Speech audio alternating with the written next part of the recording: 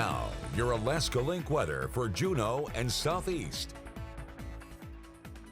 Well, our return to the active weather pattern has been taking over here as we've worked into the latter half of the week. And now we're going to see that the pattern is going to stay in place, and we're going to continue to juggle this rain and snow concern. Now, we've been under mostly a snow concern, but that transition over to rain showers has been taking place. Now, with overnight temperatures, we're still getting closer to that freezing mark. That's allowing for times of areas to transition from that rain back to snow, especially as we have another strong wave that is going to be pushing north into our Friday. Now, we are noting that at least some spots from Petersburg up through Yakutat will see some snowfall accumulation, but our biggest concern is around the Haines area, as the National Weather Service has issued a winter storm warning, as going with 3 inches into Haines might be a little bit of a low number. Some spots could be even getting upwards of 6 to 10 inches of snowfall accumulation, leading to very slick travel, as what we're seeing is that there's warm air that's trying to lift in, but cold air still is trying to fight this system. So that's going to meet with those two systems merging,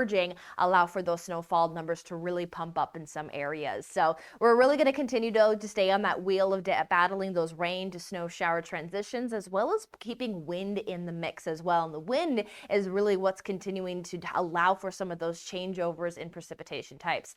And as mentioned, this active weather pattern is not only in place here for the weekend, but we are going to see that a very similar low and several lows are going to continue to run their way into portions of the panhandle. So lasting concerns of that rain snow mix with wind in place, and noting that with several rounds of precipitation, especially some of it for the southern panhandle being rainfall, flooding will be a concern, and then the transition of precipitation types will lead to some slippery travel and difficult travel for even marine goers, as we see that there is going to be some winds within some of those channels.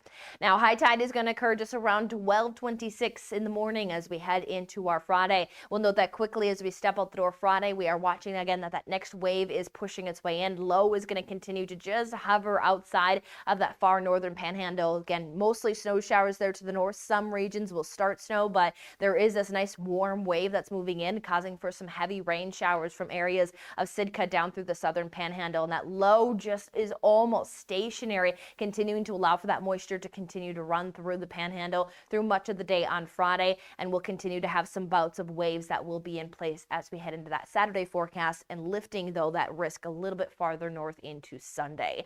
But when it comes down to rainfall accumulation, when it came to snowfall, there were zeros on the board for Sitka as well as down through the south. So where we see these numbers get over 1 inch to 1.5 inches, that is all rainfall. So that's why we have that concern of talking some flooding potential.